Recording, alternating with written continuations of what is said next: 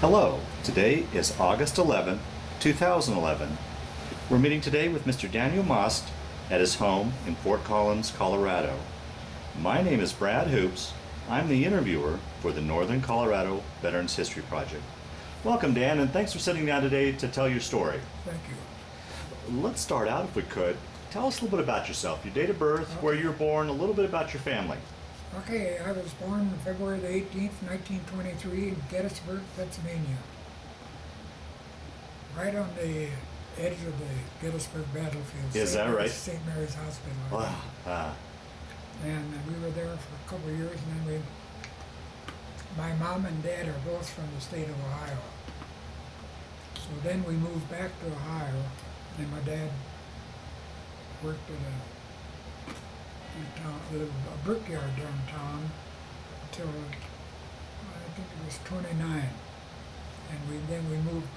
He and my mom's sister's husband bought a farm, 185 acres, and that was 1929, and we moved back on there, and we were there till 1939. I went to school and graduated from high school. And Where was this again? the town is Sugar Creek, Ohio. Okay. And then I was drafted in late 39 or 40. I don't remember the exact date, but anyway, I was drafted, and So you're part of the pre-war draft then? before Hitler, yeah. Then I wanted to be in the Air Force, which I eventually did get into that. Took my tests and things at Cincinnati, Ohio, and then was sent down to Florida, Miami for my basic training. Well, now, let me back up. Yeah. I ask you a few questions. Before we jump into your military experience, one question I always like to ask your age group, particularly with the way times are now, do you have much memory, and was your family affected much by the Great Depression? Oh yes, I remember it very well in 29 when and living on the farm, of course, was fortunate because we were able to, beef and pork, we butchered, I think, 6 or 7 hogs and 1 beef, and we raised our own vegetables. There was 5 of us children in the family. And where did you rank in that? I was the oldest. Oldest, okay. Then I have a sister who is deceased, and then the next in line was a brother. He's still living in Ohio, and he's had a pretty severe stroke. He's in I guess you call it a retirement home or something. And then I have a sister. She's still living retired, and is down in Philadelphia, Pennsylvania. And then I had a younger brother, and he's deceased. That pretty much was our family as we grew up together and survived the Depression, which was a stinker. Yeah. But living on a farm, we had the Standard Oil Company had an oil lease right on the farm. It's 185 acres, it was $1 an acre. And that was enough money to pay the taxes on the farm. So, and Dad worked for the railroad company during the Depression, and he bought a WPA is what he worked on, and he bought a Model T, the last car before it became a Model A. It had an all-metal body, and it had good rubber on the wheels, full tank of gasoline, $9.50. But things were, that today that would be probably $900 Yeah, right. today. Yeah. So anyway, that pretty much leads us up. Well, Dad, after we got off the farm, Dad got involved with the Standard Oil Company, and he was I forget the title that he had, but he had all the rural country around Sugar Creek where he furnished fuel oil to all the people and all that. And that's pretty much where we were when I was drafted. Okay. So you get drafted, and why the desire to get into the Air Force? I always liked I am a pilot now. Yeah. I'm a power pilot and also a glider pilot. I have over 12,000 flights in a glider. I am an instructor, but I haven't flown much since we moved out here about 2.5 years ago. This is a retirement village, and so I still am current flying in a glider. I let my power flying is at the age I'm 88 years old. I Sure. just Yeah. don't want to fly by myself anymore. Yeah. So but anyway, that's pretty much where we are relative to that. Yeah. Now, prior with that desire, had you ever been up in an airplane prior to the service? Let's see, was I ever? Yeah, I think maybe just for a fun ride or Yeah. something. Yeah. Okay. I had some friends of mine that were pilots. So. Yeah, okay. So I interrupted your story there. So Yeah, take no, your story. that's You get okay. drafted and take your story from there. Okay, then after I was in the Air Force, then I was shipped down to Miami Beach, where we had a training. That was January and February. It was the end of February. I was then shipped up out here to Denver to Lowry Field to go to school, and I went to school for heavy bombers, B-19, B-27, 25s, 24s, and down to Buckley Field for all my gun training, machine guns and stuff like that. And then that is probably about the end of May. I was shipped back down to Florida to Drew Field in Tampa, which was a fighter outfit, which was opposite of what I had all my training Yeah, for. right. There we had the A-24s, which later became the P-39s, the Bel Air Cobra. We had those there until we started getting ready to go overseas. And we shipped out from there up to Congaree Air Base in Columbia, South Carolina. So by this time, the war had broken out.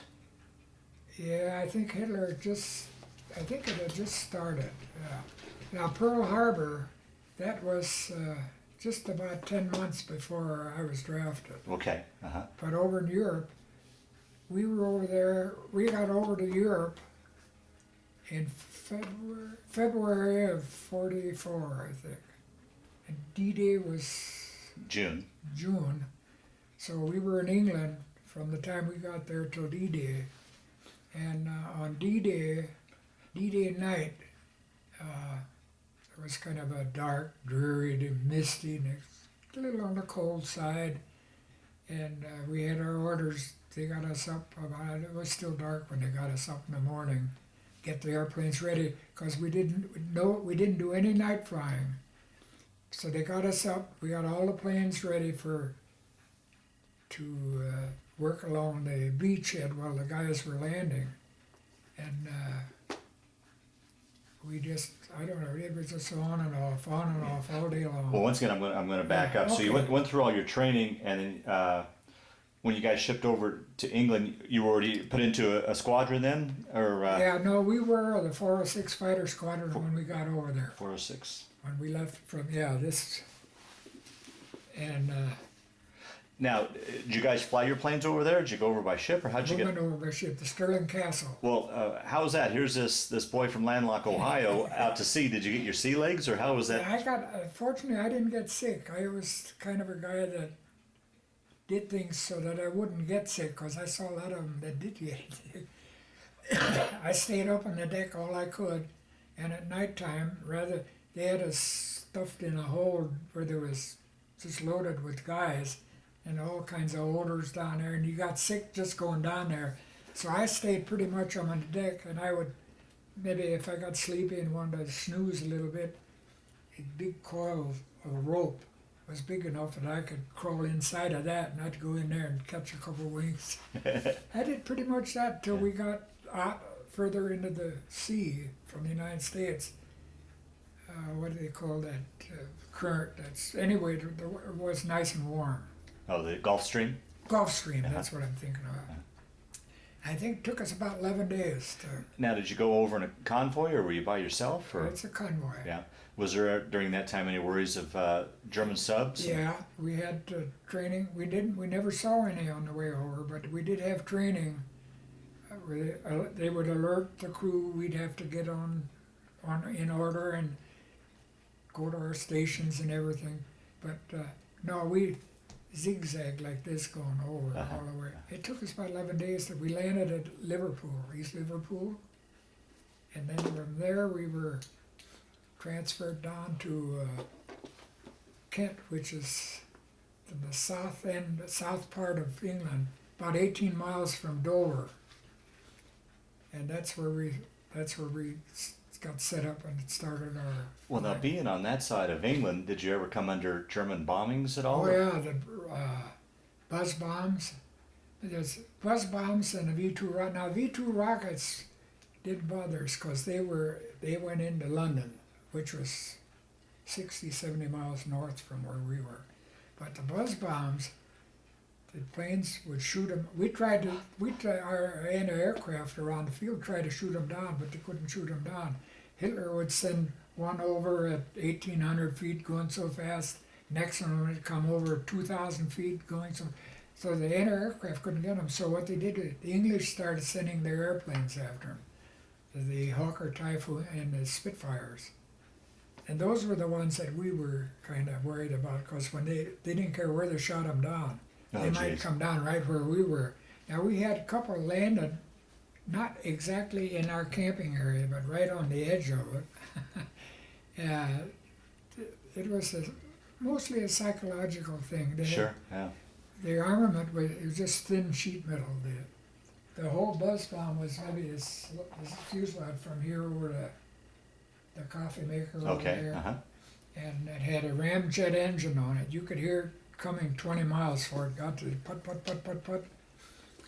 And it landed once at our field where it was 7 or 8 cows, and it landed right in the middle of them. It only killed one. The rest of them had knocked them out. But so, and up in London, they put balloons all around the perimeter of London, close enough together so when these buzz bombs would come in, they'd hit these wires and that would upset them and if they didn't get into town. And if they did get into town, they wouldn't do much more than break a bunch of windows and stuff. Oh, is that right? That. But the V2s, they were big. They were like a silo. You know, oh, wow. I didn't realize that big. They were huge. And they would go way up, maybe 30 miles, and then come down. They usually had a time delay fuse in them, so they would come down, go through the building, and bury themselves into the foundation and then explode, and they'd blow up a whole block. They did a lot of damage. Now, being that close, would you get leave to go into London? Were you, oh yeah. And describe to those that watch us what you saw in London as far as. People were friendly. It was a short, maybe just one day leave, you know. But But we could go in and. We met a lot of people which were very friendly. We go get a bite to eat at a restaurant, go to a couple of pubs and have, and then try to get back home.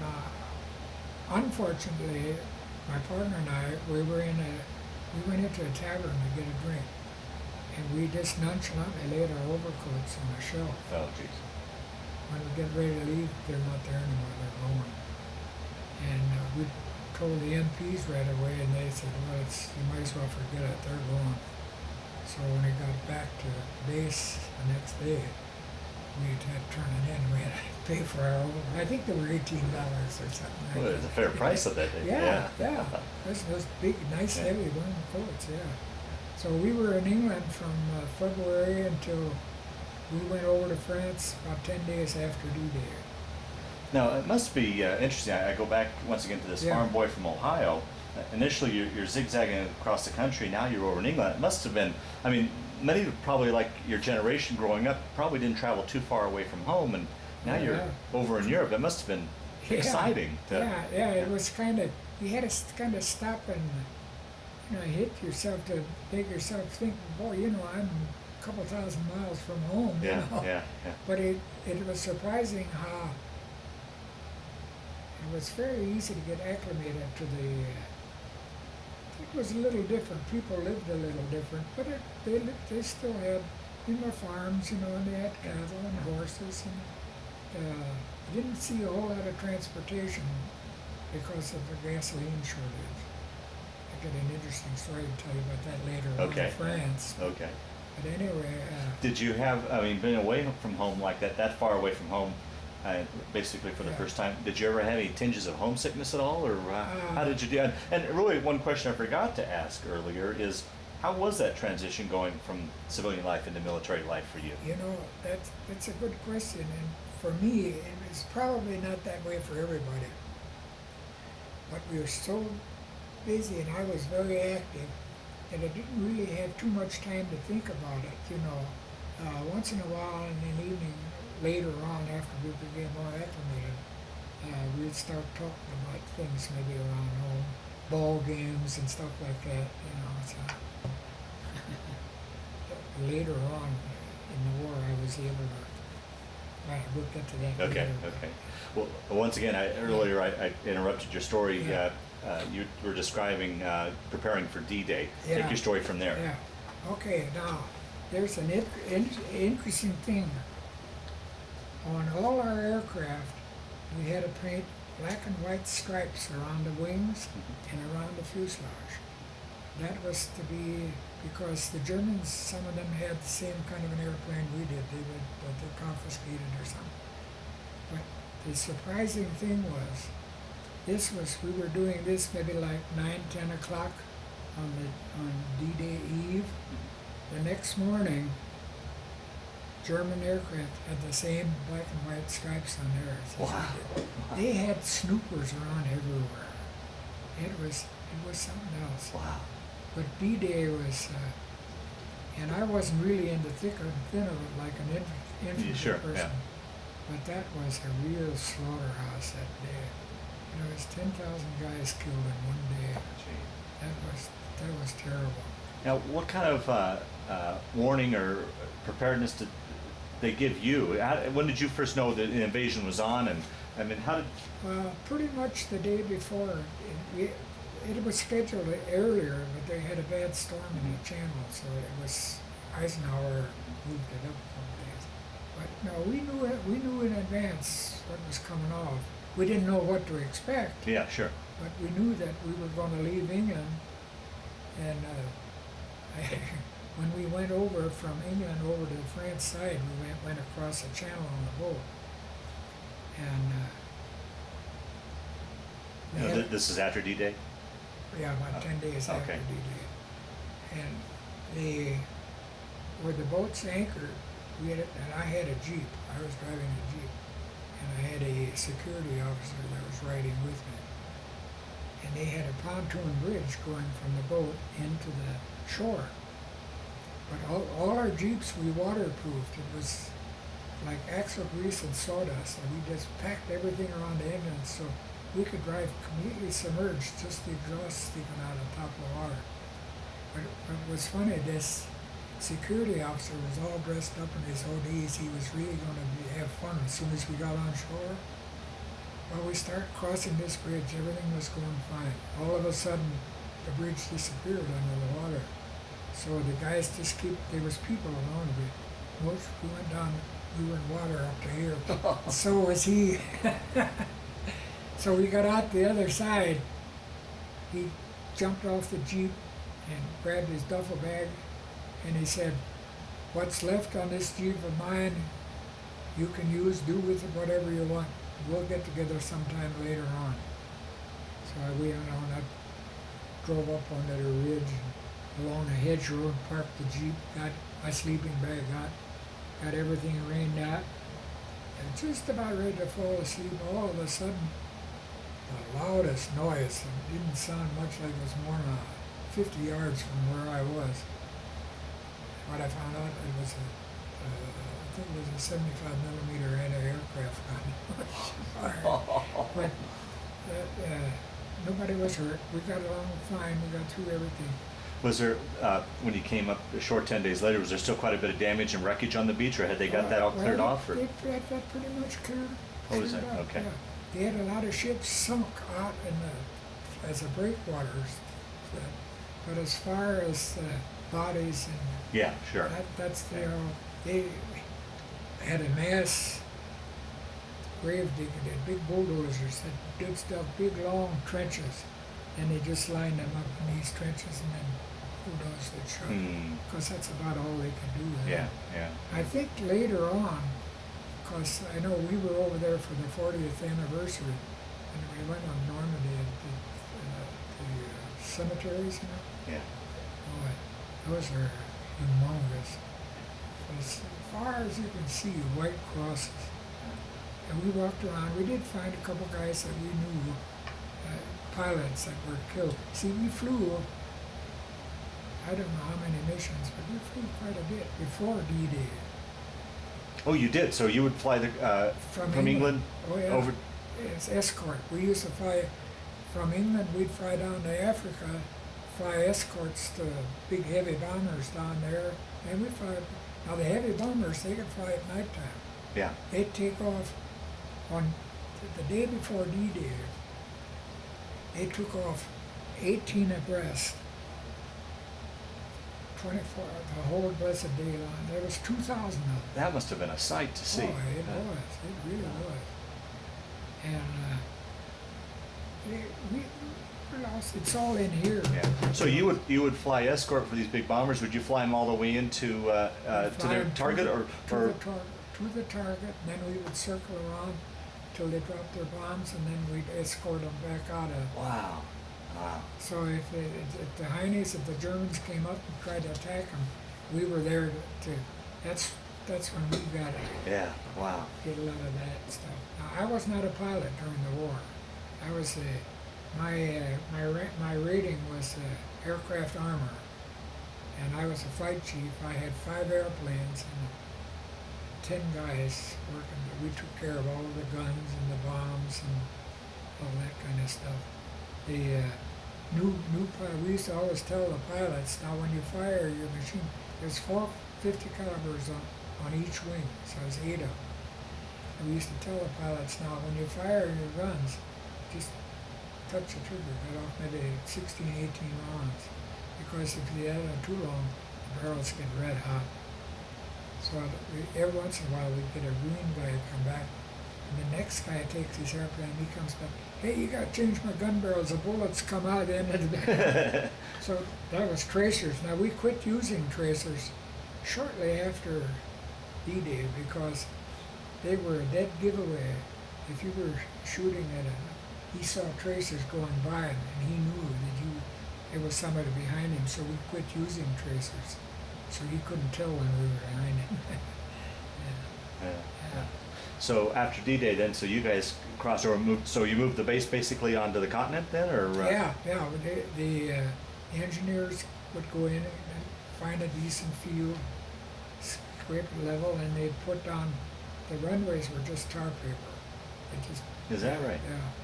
And the Heine's, the Germans would come in on a moonlight night. Those runways would be like mirrors reflecting moon. So they would strafe the runways.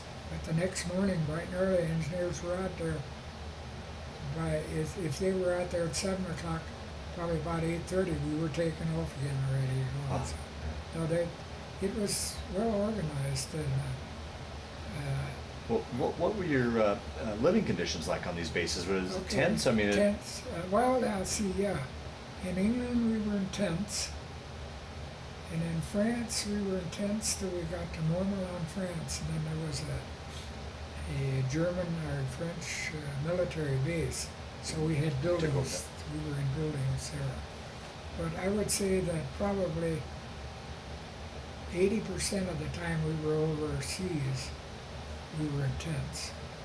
I mean, with the weather conditions, and particularly that following winter was one of the worst in European history. In the wintertime. Were you able to? It got cold. Yeah. Snow 18 inches deep.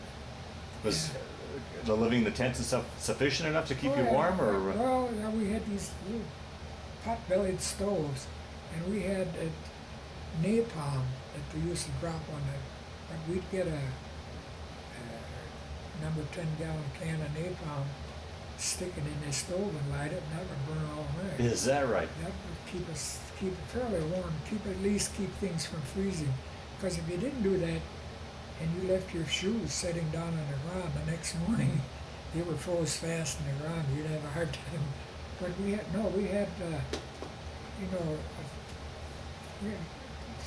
think we had about 4 army blankets, and we had, we'd take our pup tents and sewed them together like a bag. We'd go to a farmer and fill them full of straw for a mattress. So it wasn't bad. Well, we did okay. And far as getting showers, I don't know, we were over there a pretty long time before we got a shower. Our chemical truck was like a tanker. We had to fill that with water, and the guy could spray us with water. Oh, jeez. Oh, boy. And What about your food? How was the food, food? that was all, when we'd land, if we'd land, say we landed this afternoon in a field, by the next morning, the mess guys would have set up the mess tent. We'd be making flapjack, powdered eggs and stuff. No, we had good food. Then we got rations where we couldn't eat out of the mess tent. We did some K ration. That was the one that came in a little package. They had some cheese and a couple cigarettes and stuff like that. But then if you were permanently stationed, they were called 5 and 1. They were good for 5 days, and they came in like gallon cans. And those were good. We used to get a pineapple rice pudding, which was tremendous. That was good. And there was meat and potatoes and stuff like that. And when we got stationed, like after, more toward the end of the war, we were in Germany and France, then I don't know where they got the meat, but we'd have like beef and mutton and stuff like that. The mutton was not my delight. It still had that government stamp on it. But anyway, no, it wasn't bad. Of course, we were in the Air Corps, which everybody used to always say, "Oh, you guys are a country club in the Army." But no, it was. My dad used to say from World War I, he says, "I don't know if I'd ever want to go through it again, but you couldn't pay me for what I learned while I was in it." So while you were stationed, for example, once you got over to France, did you mingle with the civilian local population at all? Not so much during the week when we were real busy and flying, but Saturdays and Sundays, if it was a nice day, the civilians would come out just to watch us. Oh, is that right? Yeah. Oh, yeah. And they'd have little aluminum buckets about this big around with milk in it. They'd bring for us. Now, we were not supposed to drink any of the milk because it was not homogenized. But not having had milk for so long, real milk, we had powdered milk. We couldn't resist it. And laundry, as far as doing laundry, like our ODs and that, the airplanes used 100 octane gasoline. We'd get a 5-gallon bucket or something like that, about half full of gasoline. Dunk especially the woolen ones. The khaki stuff like that we just usually do in water. But the woolen ones, we'd like dry clean. We'd dip them in this 100 octane gasoline, hang them up. 10 or 15 minutes if you dry. Is that right? Oh, yeah. Huh. So,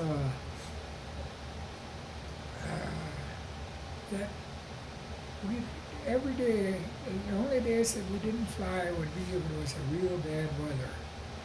Now we had a lot of, on one flight we were in France, in Montmelon, France. They got a call in for a volunteer. They wanted 4 airplanes, and one of the guys was a good friend of mine, and he was the main pilot in my squadron. I was in the 512th Squadron. He and 3 other guys, and they took off, and this was like in maybe November, end of November or something. It was kind of bad weather.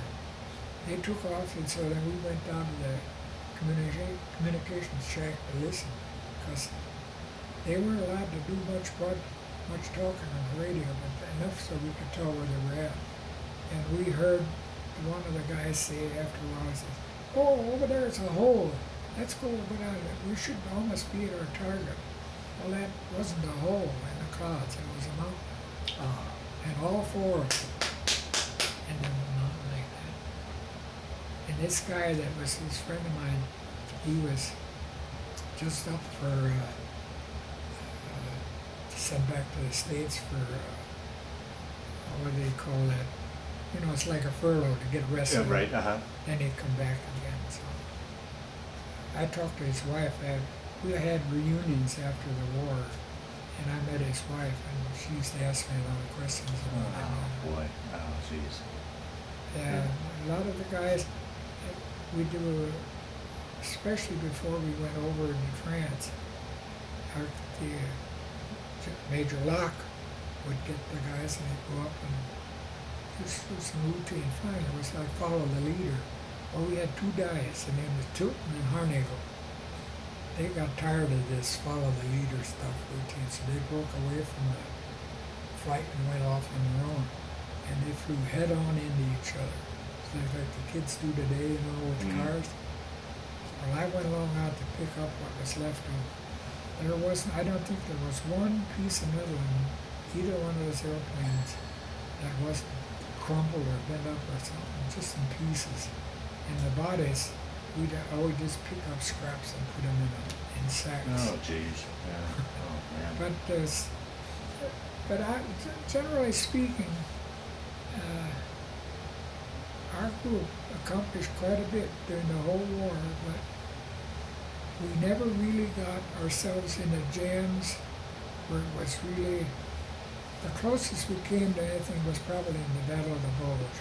That was one of the worst things during the European War, was the battle after D-Day. That was where that colonel, what was his name? Anyway, the Germans asked him to surrender, and he said, nuts. But now we flew, I think it was around 406, about 406 missions. Missions 414. And this is a thing of what, 512, that's what we did. How many, was 414, 4,685 sorties, 1.6% aborts, that's where the airplane couldn't fly. Oh, okay. Total combat time, 11,314 hours and 29 minutes. Now, in actual, not so much with the fighters, but on the bombers like the B-17s and the 20, when they actually got into actual fighting, the average life of a gunner in one of those airplanes was like 3 or 4 minutes. It was nip and tuck. Yeah. Aircraft lost due to enemy action, 47. We lost 40. And those airplanes then were $18,000 for new air. They're probably $3.5 million today. Yeah. And we destroyed 37.5, probable 3, damaged 27. Enemy aircraft on the ground, destroyed 78, damaged 33. We fired 50 caliber, 1,512,025 rounds. We dropped 500-pound bombs, 4,338. 1,000-pound bombs, 85. Frag clusters, they were like this, and they were clusters when they dropped. They were about ½ inch, like heavy spring wire, and when they exploded, the shrapnel bits were they were very, very treacherous at close range. At about 60 yards, 90 yards. Beyond that, they just kind of fizzled out. But if they were within 60 yards, one of those little shrapnels go right through an aircraft engine. Wow. Yeah, we dropped 642 of those bombs. Another one was 136, and another one was 612. Napalm gallons, that's that fire jelly. We dropped 37,370 gallons. I didn't realize napalm was used in Europe. I thought it was a Pacific War. We used to, each airplane had a movie camera on it, mounted down on the wing. So when they fired their guns, the movie camera was, and when they dropped on a troop concentrations like barracks and that, they'd drop these damn napalm bombs. Right? Oh, I didn't realize that. And in the camera, you'd see the guys come running out of all the flame, because that napalm is like jelly. Yeah, right. Stuck to and you. it burned, and it just stick to you. No matter what you do, you couldn't get rid of it. Propaganda bombs, 32, and miscellaneous 36. Now, what's a propaganda bomb? That was a bomb that was full of little leaflets. Oh, okay. That the people, because everything we did in bombing we warned the town, like say Bremen, Germany, we would warn Bremen 24 hours ahead of time that we're going to bomb that town and give them time to get out. That's what a lot of these leaflets were for, and they were also, if they got a leaflet, to hang on to it because it would be their passport to safety, you know. So it was pretty well. So you guys did more than just fighter or bomber support. You did a full wide range of missions. Oh yeah. Yeah. Okay. A lot of. Matter of fact, the memorial that I designed for Wright-Patterson Field, I used. There's a picture in here somewhere of two fighters attacked something toward the end of the war, but there was a big explosion, like on a bridge or a road or something. Anyway, the guy that dropped the bombs, he flew, but the guy behind him took pictures of it. So I used that in the memorial, and it's engraved in a granite of this explosion with the plane flying into it. Oh wow. Yeah. So, but it was. Let's see. Get back here. So then, you guys primarily would move with the war. So did you move further into France and then eventually into Germany? Oh yeah. We followed Patton. We followed Patton all the way across France, and then we went into what's a little strip of land between France and Germany? Rural Valley? Something like By that. the Rhine? Then we crossed that into Belgium. We were in Belgium, Liège, Belgium. We were there. See, we were there when the war ended? No. After Liège, Belgium, we went into Handorf. We crossed the Rhine River and went into Handorf, Germany. And that's where we were when the war ended. And when FDR died while we were there, too. That's a good question, too. How was it getting news and communications? With you guys on the move and such, how would you get your news? Well, the news that we got was, we had a little newspaper that we got out called Stars and Stripes. That helped us some. Now, a lot of it was ingenuity of the guys in the communication program that worked with radios. They were able to work up some old radios that weren't used anymore that they could get the United States. Oh, really? Now, after the war ended up in the sea, the North Sea, I found an underground cavern that we thought, let's find out what the heck's down there. And it was loaded with submarine stuff like radios. I hauled out of there a sending set, a receiving set, a whole bunch of stuff. We set that up. Man, we were getting ball games from here in the States. Is that right? Yeah. Wow. That's. And how was it with communications back home as far as mail? Mail was good. Yeah. Mail was good. We had a mail call every day. Oh, really? Okay. The old truckload would come in, the guy sitting in the back of the truck, he'd just sit up there and he'd yell out, "Moss!" and he'd hand you a pack of envelopes, and that's how he distributed the mail. So that was pretty consistent? And then I pretty much wrote to my wife pretty much on a daily basis and a lot of times. Now, when you say your wife, was she your wife then, or your girlfriend? Just engaged. Oh, okay. We were engaged while we were in England. Oh, really? I was in England, Uh-huh. yeah. Now we got married. I got out in November of '45, and I got married on December the 8th. Is that right? 45. So it was a long distance engagement? I mean, my wife was, she wrote letters every day. Yeah. Oh, wow. This was my flight that I was in. That's me right there. What we'll do after the interview, we'll videotape all that. Yeah. Okay. Yeah. And after the war ended, we were up in Wesermunde, which is just on the edge of the North Sea, and we were stationed there for 3 or 4 months, maybe. As part of the occupation forces? Well, yeah, and then they shipped us from there back down to Stuttgart, Germany. That's where we all got together, and we went back up to Amsterdam, and that's where we got on the boat. Well, now, was there any talk of, the war ended in Europe in May, but the Pacific War was still going on. Was there any talk of you guys being transferred to? CBI, yeah.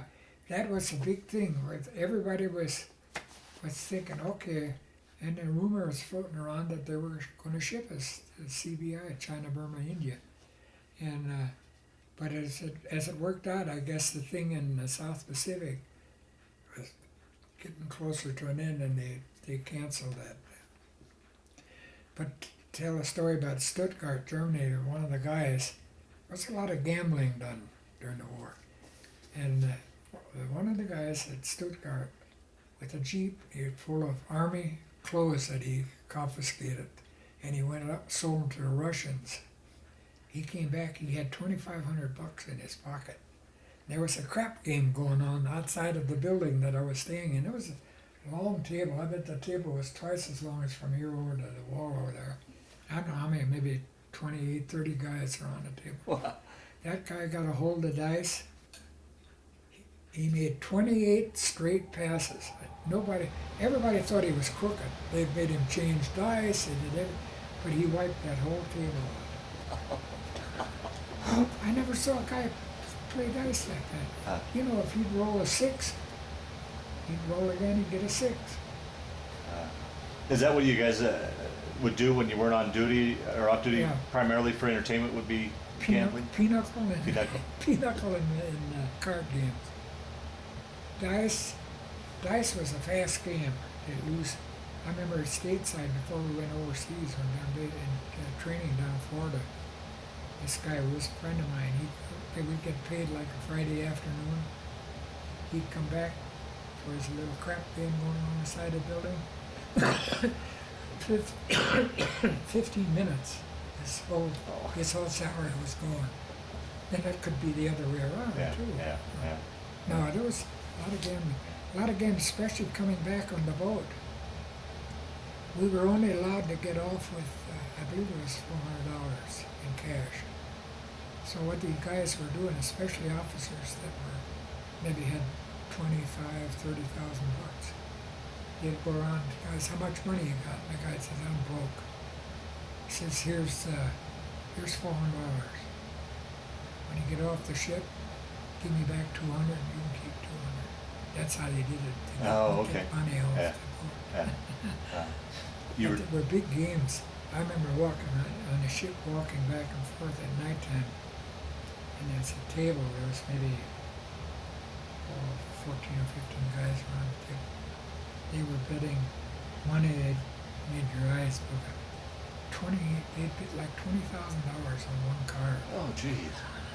Well, I can't imagine what that would equate to today's money. These guys had money coming out of it. I don't know where they got all the money, but they had money.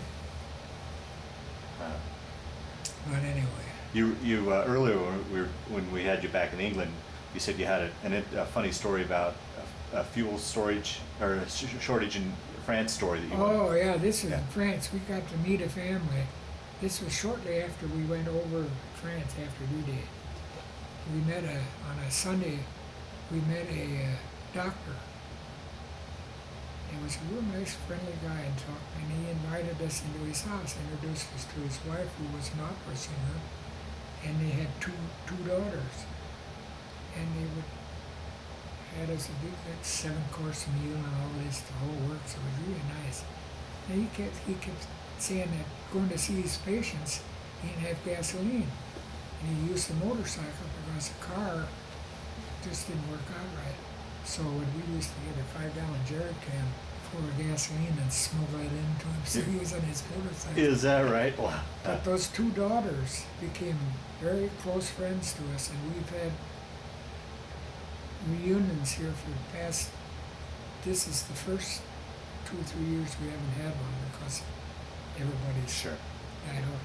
But those 2 daughters used to come over here every Is that right? for a reunion. Yeah, they were. Yeah, the French treated. Sometimes it was kind of embarrassing. We'd go through some of these little towns, and people would come out and they'd just literally put their clothes down on the sidewalks for us to walk on. I mean, they were so appreciative of when they kicked the Germans out. Because the Germans were nasty. Yeah. Well, now how was it once you guys got into Germany as far as during the war and then after the war, as far as dealing with the civilians there? Was there much? No, it seemed like the civilians in Germany, it was Hitler's gang that were the ones that were mean. But the average family, you know, they were nice. They would give their eye teeth for a cake of toilet soap, you know, like soap and stuff that they didn't have. And they turned out to be real nice and friendly people. But the Germans, the Luftwaffe, well, that was the Air Force, and the SS troopers, they were stinkers, boy. They would booby trap, you know, like they'd find a motorcycle, and they knew that our guys give their ITs to get a hold of a motorcycle, so the guy sees his bike sitting there, he gets over, straddles on the seat, kicks the starter, sets off, there's a bomb on the seat. Wow. And in beds, in a house, they knew the GI hadn't slept in a bed for 2-3 years. They would booby trap the bed, so Now, with your German ancestry, did you speak German? Were you able to? a little bit. I was able to speak enough German that I could get along. They used to kind of joke with me. They said my dialect was like Plattdeutsch. It's like Pennsylvania Dutch. Oh, okay, yeah. But anyway, no, I could speak enough and understand enough that I could get along. French was the only one I could never get. I wasn't involved enough because I was being a flight chief from the time I got up in the morning until we retired in the evening. I was busy. Matter of fact, my rating, I got a staff sergeant. I was as high as I could go. It was loaded. I couldn't go. Actually, I should have been a tech sergeant. But anyway, I got that rating just before we went overseas. The pilots were dropping little practice bombs. They were only about this big. They had like a 12-gauge shotgun shell with black powder in the back of them. But they could only drop. They could only, when they pulled the trigger to drop, they'd release, if they had 4 of them on the shackle, it would release all 4 of them. So one of the pilots said to me one night, says, boy, I wish I could have it so where I could just drop one at a time. And I had an idea, and I went after it, and I worked it out, and it worked fine. That's how I got my staff. Is that right? Wow. Yeah. And discipline, when we were actually in combat, or what we called it combat, but when we were in fighting, discipline was very lax. Now Patton he was a stinker. If you went on leave with Patton in a town, I don't care if it was a hot day like today, you had to wear ODs, woolen ODs, leggings, gas mask, helmet, and your rifle. But no, when we running around in the field, if you go to salute an officer, he'd say, forget it, you don't have to salute me. And we would run around without our shirts on, just a t-shirt, you know. But under Patton, boy, he was, you know, when he had that accident, when he was killed, a lot of guys used to say it was accidentally on purpose. Did you ever have a chance to see him or meet him? I got to see him. I never met him. Right. With his pearl handle guns. No, he was. I guess he was quite a military guy, though. Yeah. And you mentioned earlier you were kind of thumbing through your book here. You had respect for your commanding officers. Oh yeah. Our guy, that's Lieutenant Locke. Well, he was a major then. He was a graduate from West Point. Mm-hmm.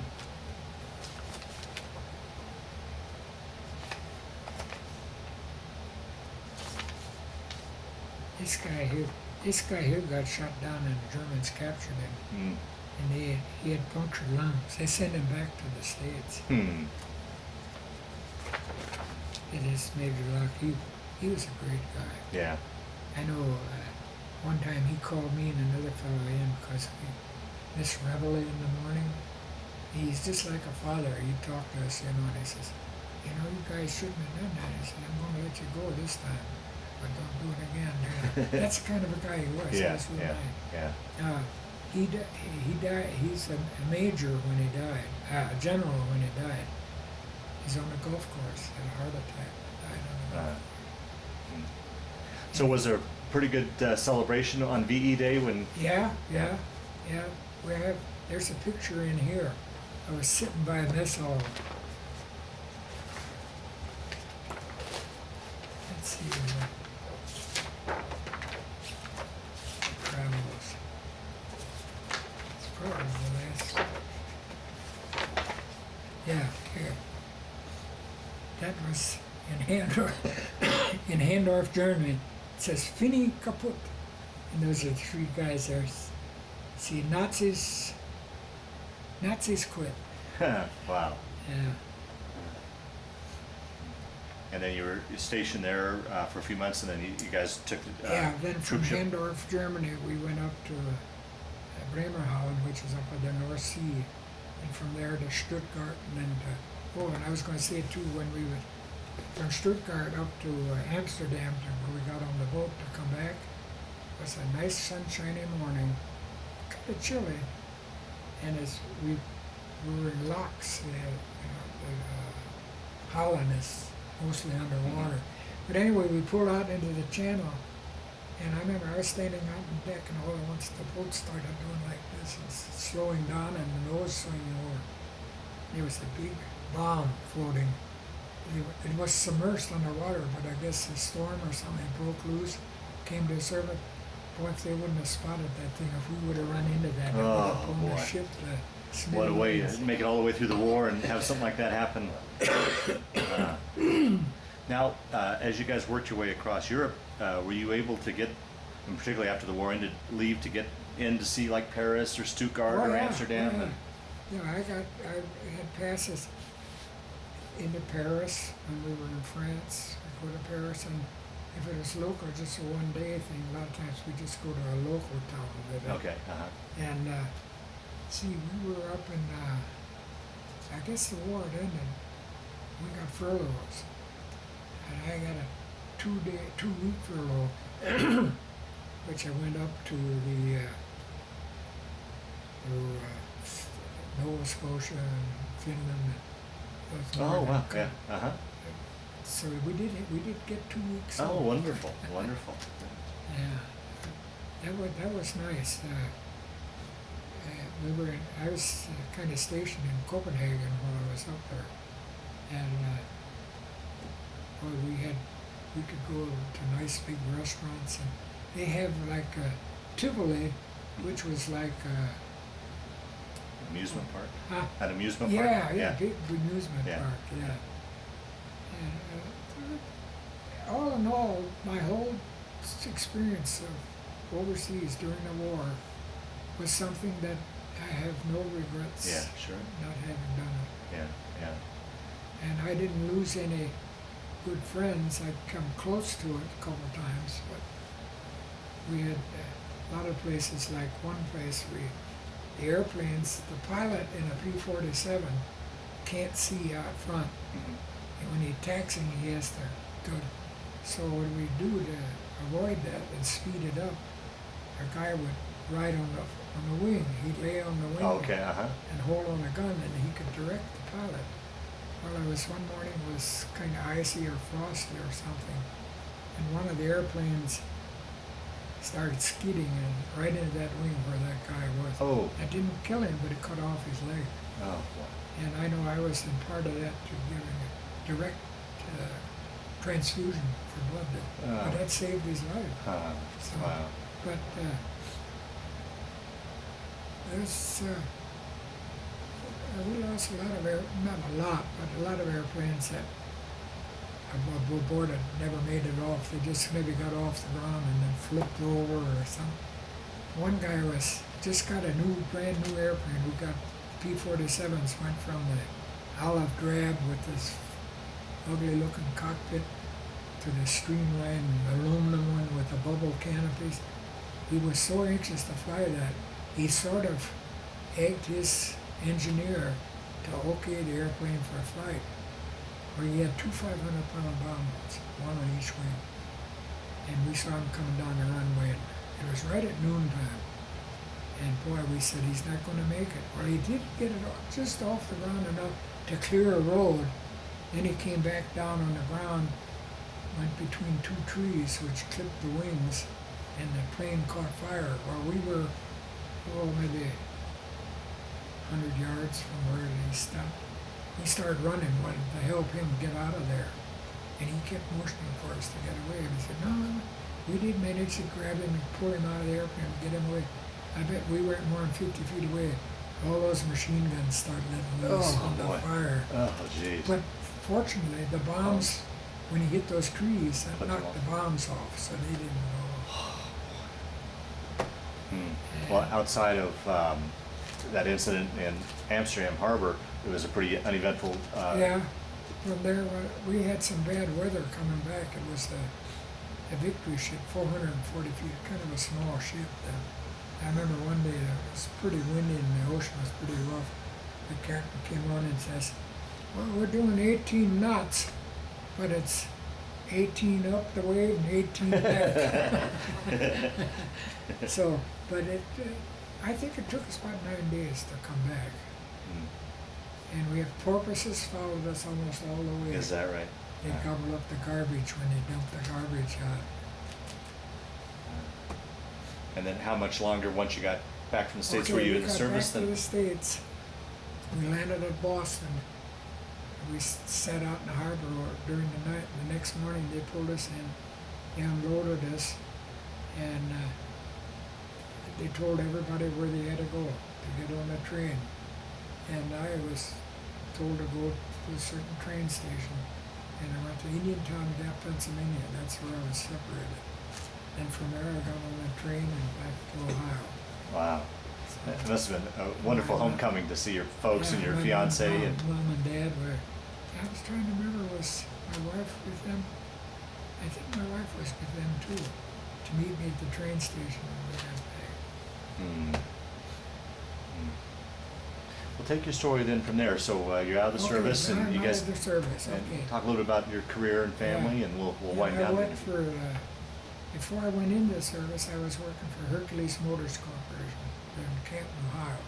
They made motors for all kind of during the war. During the war, they worked. It was called cost plus 10. If it cost them $100 to do something, they got 110. And so when I was drafted, I stayed on their list as an employee, and I got a vacation paycheck every year I was in the service from them. And when I come back, I had 90 days to go back, and so I did. When I got back, got married, I went back there. I think I worked about 90 days or something like that. The guys in there said, well, if you stay here another 6 months, you're going to be here the rest of your life.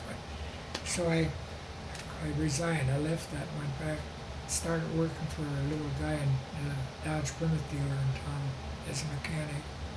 And it was during that time I started talking about me doing something with my life. Sure. And at this friend of mine, good friend of mine, he had his stepmother said, well, why don't you have Dan go to school, Cleveland School of Art, or, So I thought, well, yeah, that's okay, but in the back of my mind, I had the Art Institute. So I monkey-doodled around and finally got arrangements. I jumped on the train, come out and enlisted at the Art Institute. It was full, but I could get into night school. So I started there at night school for 1 or 2 terms, and I finally got into the regular day term, and I graduated. Oh, and the Art Institute did not give any academic work for a degree. I had to go to another outside school. So I went to DePaul University in Lake Forest College for my academic work. And I graduated in 1940. Yeah, I think it was 40. And the professor I had at the Art Institute, he and I kind of got along pretty good. He says, I'd like to have you come work with our company. It was just small. It was just him and another guy, maybe 1 or 2 other guys. What was your degree in, your specialty in? Bachelor of Fine Arts, which is industrial design. Oh, okay. Okay. So anyway, I did that and went to work for my boss, and I worked for him. Let's see, it was in 1956, I think. The Art Institute called me and asked me if I wanted to teach. The model shop, stuff like I do here. Yeah. So I said, sure. So I did that. I did that for 12 years. I taught there, and 2 afternoons a week. And back then, in 1956, and that's $25 an hour. That was good. Wow. Good rate then. I did that. I taught for 12 years, and then we were, the company we were with, we moved out to River Forest, Illinois. We had a new place. And in 1968, Joe Palmer, the guy that asked me to work for him, he retired. And the other guy, his partner, made me vice president in 68 of the company. So I was that for 68 until 70. Then he got sick and died, and we had a parent company too in Pittsburgh. So the guys in Pittsburgh said, we think we can get along pretty good. So they made a deal with us. As long as you guys make under 100, anything you make over $185,000 a year gross, anything you make over, you have to pay us 25%. Well, we had a third partner we got in who was a CPA, who was good at juggling numbers. I think we got through pretty much, except for maybe 1 month where we had to pay. That went along fine. We worked till 1970, 1980, 1990. And then about 5 or 6 years ago, I decided it's time for me to retire. Wow. And I've been with the company for 60 years. 60. So anyway, my partner was kind of a hard guy to get along. He was younger than I was. He was president and I was vice president. Well, we monkeyed around, lawyers back and forth, and finally, I just quit. I just retired. I said, I'm retiring. Well, we had a line of credit with the bank for $20,000, and he had run that over, way over. And of course, we were partners. It's a sub-S corporation. So half of that was my liability. So I said to him, I said, okay, we have to make some kind of a deal. Well, after we argued, he finally said, okay, I'll absorb $10,000 off that line of credit. And the balance I was on was, anyway, it cost me $1,275. I had to pay out of my pocket to get out. Finally got that cleared up. And he'd run the company into debt, $90,000. And I knew we were never going to get out of it. So finally, and he didn't like me. So finally, in order to get rid of me, he said, okay, I'll take over. You turn over everything that's in the company, it's now mine. And I'll absolve you of all the debt that the company owes. So anyway, I got out of the company just about a year and a half ago. All it cost me was, but it cost me $1,275. Yeah. Like Bob Newhart would say, I said, after working for this company for 60 years, all I got was this crummy watch. So anyway, that's pretty much now where we're at. We're here, we're getting along. We like it real well here. We got a lot of Now, good what friends. brought you to Colorado? Oh, our son, we have a son and a daughter. Okay. The son, Jeff, and the daughter, Kim. The son is a graduate from CSU, Colorado State University, the graphic arts. He has his own business doing great. He owns 3 or 4 properties, not a lot of stuff. And the daughter, she's a graduate from the University of New Mexico in Albuquerque. She met a guy and married him. He was kind of a newspaper guy. But anyway, he was he's a nice guy, but it's kind of hard to get along with, and he was very, very straight-minded. He didn't help her at all. They were out in California, and he was working in this little town in a newspaper, and he come home one evening, and he says, well, I'm leaving, I'm going up to Vail. And my daughter said, okay, we'll pack up stuff quick and we're ready to go. I said, nope, I'm going by myself. And he disappeared. That was it. From then on, she was on. She had this little 3 or 4 year old boy, you know. He's now 21 or something. How many grandchildren do you have altogether? We just have one real grandchild, and that's from the daughter. Now the son married a lady that had 2 boys, so we have 2 stepsons. And his son is doing great. He owns some property on the college campus, and he has an old town. He has a little old home that he owns, the first one he bought. And then he bought 35 acres of land way up by just south of the Wyoming border, up in the mountains. It's up about 8,000 feet. Oh, nice. And that's nice up there. And he and I built a cottage up there about 6 or 7 years ago. You sit out on the deck of this cottage and look south to the snow-capped Mummy Mountains down that big long valley. Oh, And he's got all kinds of wild critters running around there. Elk and deer, moose and bear. And he's doing okay. The big problem they've had recently was that pine beetle. oh right. I forget how many trees he had. I went up there a couple times helping cut down trees. Now, you had mentioned earlier that you helped design a couple memorials. Talk a little bit about that, please. Okay, that's the last one I did. That's on in Powell, Ohio.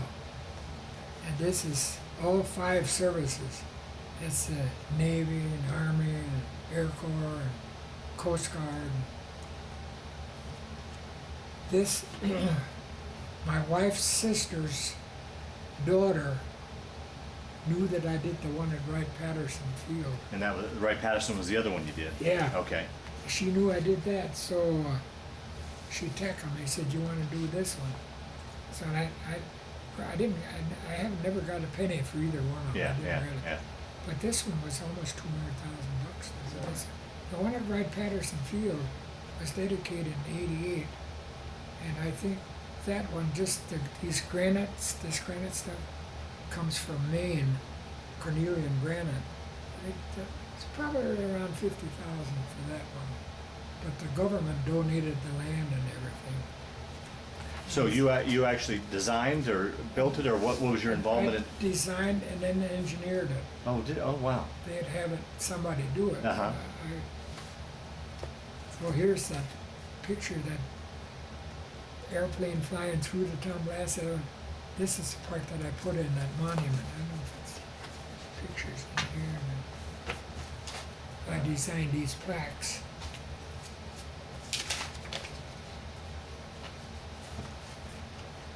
I got a good picture of it somewhere.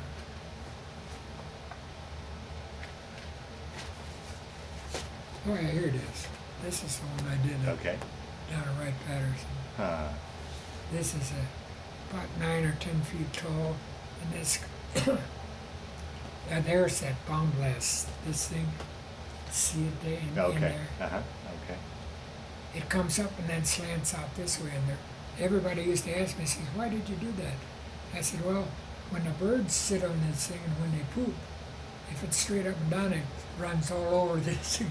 So this goes out far enough that it drops out. Oh, okay. Yeah. So that's what we did. That's the one I did. Well, Dan, we'll start to wind down the interview. Is there anything I didn't ask you that you wanted to talk about, or any stories that have kind of floated to the top as we've been talking here that you wanted to bring out? So hopefully we've covered your story as best we can, or do you think we've by and large? I think we did cover it pretty good. Okay. I do have it, and I wasn't able to find it quick enough, but I did get a personal letter from Hap Arnold. Oh, really? Thanking us for doing what we did during the war. And I also got a letter from Bush from the 40th anniversary, was saying that he was sorry he couldn't attend no, it wasn't. that was for something else, because Reagan was president when we were in the 40th anniversary. Yeah. Well, I forgot to ask too. You had mentioned over the years that you guys have had a number of reunions. Have you kept in touch with guys as well through the years? Yeah. You know, the World War II veterans are dying, 1,000 a day. Yeah, right? yeah. And our group, our first reunion, we had like 465 people or something like that reunion. The last reunion we had about 50. And it just got down to the point where we couldn't afford to have reunions anymore. Yeah. You know, because the people came from all over the United States. Right. You know, so, but it was, the reunions were nice. This is the one, my wife and I, part of the one we had here in Chicago in '97. And I designed these little placemats for on the table. So, Thunderbolt. Yeah. Oh, yeah, and I won.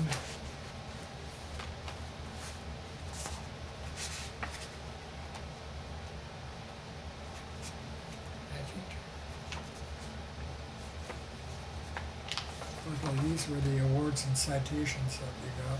Oh, okay.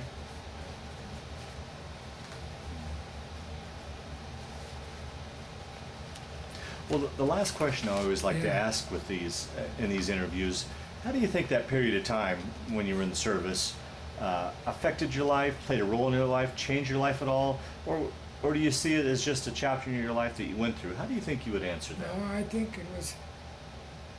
I felt for me it was pretty much like for my son when he was a Boy Scout. He learned how to live by himself. He learned that if things got real rough and tough and everything, you can manage. My son used to tell me about stories when, after he graduated from high school, they went on an automobile trip all around the United States and up into Canada. How they would do something go wrong with the car or something, and they'd fix it themselves. And I think it taught me the responsibility that I have to take care of myself. I don't necessarily, unless it's an absolute thing like I have a leg cut off or something, but otherwise just under normal conditions, I can live by myself. I don't have to depend on you. I can, so I think all in all, it's like my dad said, it was a good experience and I'm glad I did it, but I don't think I'd ever want to do it again. It's that kind of a thing, Right. Yeah. Well, very good. I want to thank you, Dan, for sitting down to tell your story today, but more importantly, I want to thank you for your service to our country. Okay, good, great.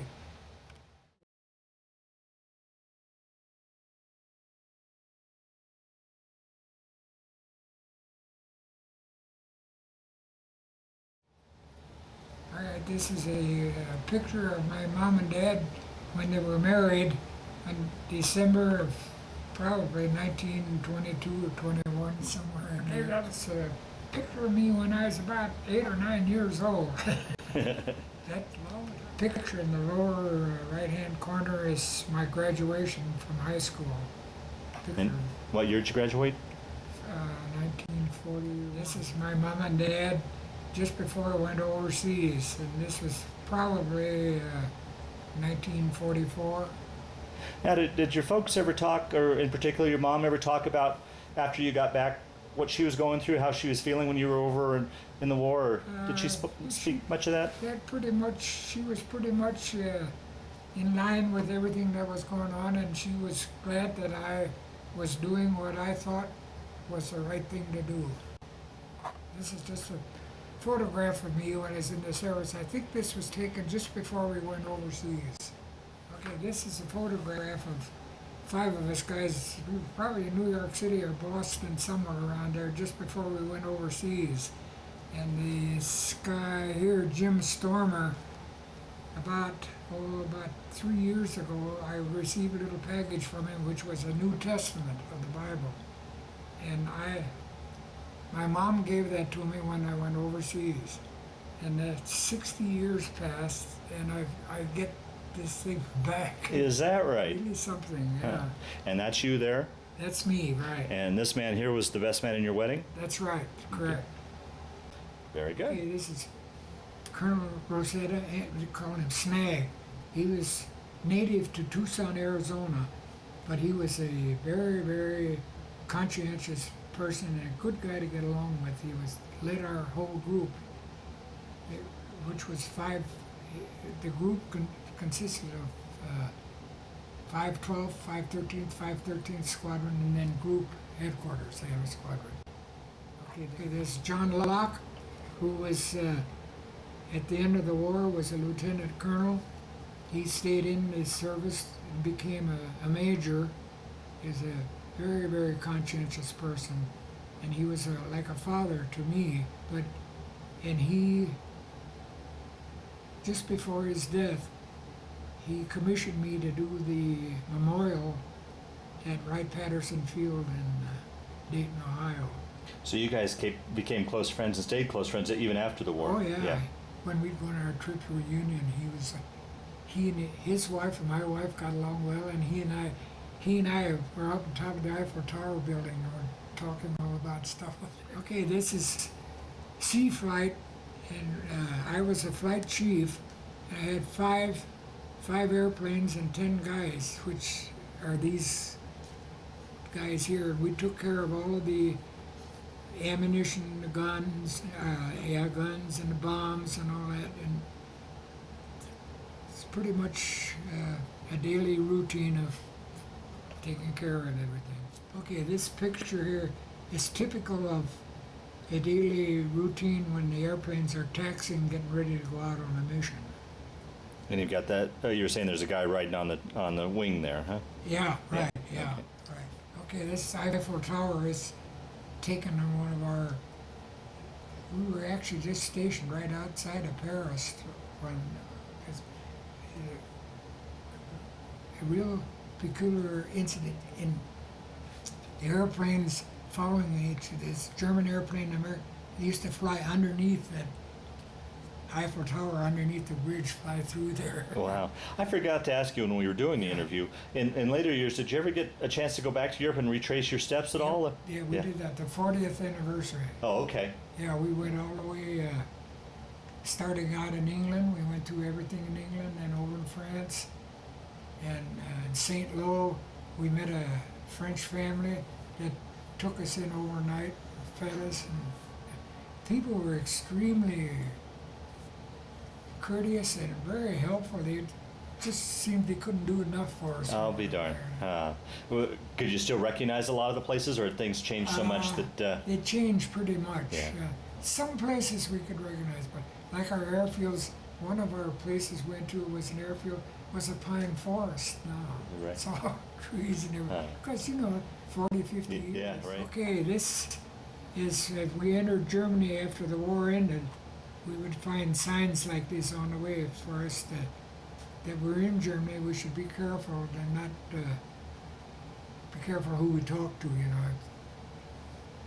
Did you ever feel at risk at any time, personally? I didn't myself. Yeah. No. Okay. Okay, this picture is when we got word. It was in the evening. We were all. This is at the mess hall. We're all sitting there waiting to get in line to go in to eat, and we got word that the war was over. Fini kaput. Wow. Okay, this is a letter that we received from Hap Arnold he was very grateful to us for the services that we rendered under his command. And Hap Arnold was commander of the Air Corps. Air Force. Yeah. Wow. Right. Okay, this is a memorial that I had designed and engineered. It was commissioned by General Locke, and it was dedicated in 1988. Now, when you say General Locke, he was your commander during the war, correct? Right, Yep. yeah. Okay, this is a memorial I designed and engineered for all 5 services, the Army, Navy, Marines, and Merchant Marines, and the whatever they were. And it was dedicated about 5 years ago. Now, where is this located at? And Powell is just north of Columbus, Ohio.